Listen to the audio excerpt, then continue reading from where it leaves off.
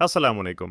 ভিডিওটি ধাক্কা মারেন না কথাগুলো মনোযোগ সহকারে শুনুন। আপনার দুনিয়া ও পরকাল সঠিক দিক দেখাবে। যদি আপনি শুনে মানতে পারেন, আল্লাহ ও তার রাসূলের নির্দেশ অনুসরণ করা প্রত্যেক মুসলমানের জন্য ফরজ। তবে রাসূলের নির্দেশ অনুসরণ বলতে আসলে কি বোঝায়, এ বিষয়ে অনেকের মাঝে বিভ্রান্তি রয়েছে।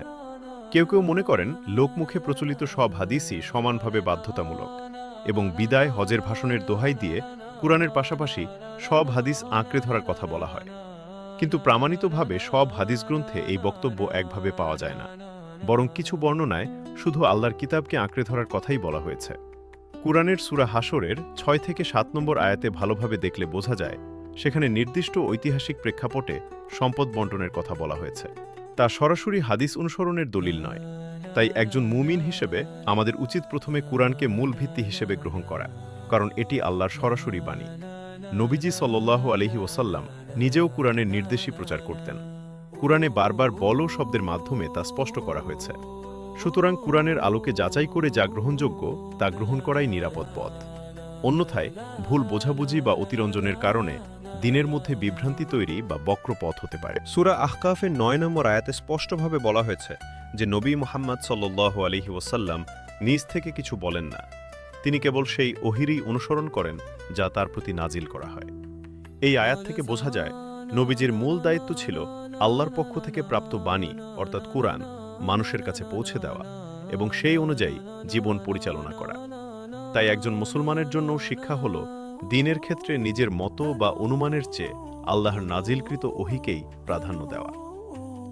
নবীজি সাল্লাল্লাহু আলাইহি ওয়াসাল্লাম যেহেতু ওহীর অনুসারী ছিলেন, সেহেতু তার প্রকৃত অনুসরণ মানে হল সেই ওহী অর্থাৎ কুরআনের নির্দেশনা আঁকড়ে ধরা এবং তার আলোকে জীবন গঠন করা। সূরা বাকারা ১৬৫ নম্বর আয়াত।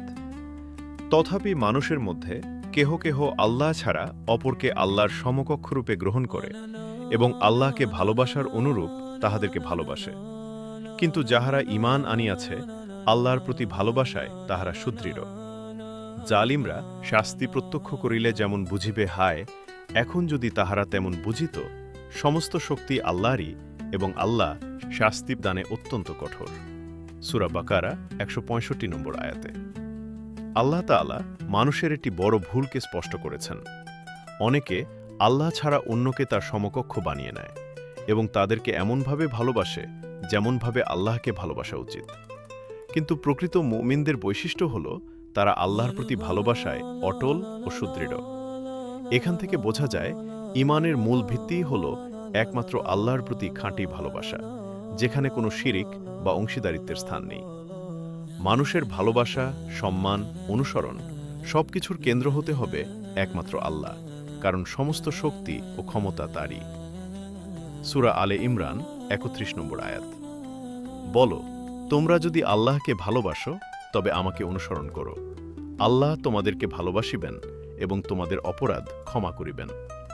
আল্লাহ অত্যন্ত ক্ষমাশীল, পরম দয়ালু। সূরা আলে ইমরান ৩১ নম্বর আয়াতে আল্লাহ তাআলা জানিয়ে দেন, যদি কেউ সত্যি আল্লাহকে ভালোবাসতে চায় তবে তার প্রমাণ একটাই, রাসূল সাল্লাল্লাহু আলাইহি ওয়াসাল্লামের অনুসরণ, অর্থাৎ আল্লাহকে ভালোবাসা আর নবীজির অনুসরণ করা। এখন নবীজিকে অনুসরণ করলে কি পাব? সহজভাবে আল্লাহর দেওয়া কুরআন পাব, কারণ ওহীল ফেরেশতারা নবীজির কাছে কুরআন দিয়ে গেছে, আল্লাহর কাছ থেকে আর কারো কাছে দিয়ে যায়নি। তাই নবীজিকে অনুসরণ করতে হবে। একটি উপমা: আপনি ডাক্তার, আপনাকে অনুসরণ করলে আমি ওষুধ পাব, কারণ আপনার কাছে ওষুধ আছে, যা ওষুধ কোম্পানি আপনার কাছে তার প্রতিনিধির মাধ্যমে পাঠিয়েছে। ডাক্তার যার যে রোগ সেই রোগ অনুযায়ী ওষুধ দিবে, নিজে কোনো ওষুধ বানিয়ে দিবে না, তাতে মামলা খাওয়ার সম্ভাবনা রয়েছে। আর যদি ওষুধ বানায় তাতে বিএসটিআই এর অনুমোদন থাকতে হবে। তেমনি নবীজির কাছে যে কুরআন আছে তা মানুষের মনের রোগের ওষুধ, যা আল্লাহর পক্ষ থেকে এসেছে, যেটা নবীজি আগে ধারণ করেছেন, পরে আমাদেরকে ধারণ করতে বলেছেন। তাই জীবনের প্রতিটি ক্ষেত্রে নবীজির দেখানো পথে চলতে হবে। আর এই অনুসরণের একমাত্র নির্ভরযোগ্য মাধ্যম হল আল্লাহর দেওয়া কুরআন, যেখানে রাসূলের অনুসরণের দিক নির্দেশনা স্পষ্টভাবে রয়েছে। তাই আল্লাহর দেওয়া কুরআন অনুযায়ী জীবন গঠন করাই হল সঠিক পথ।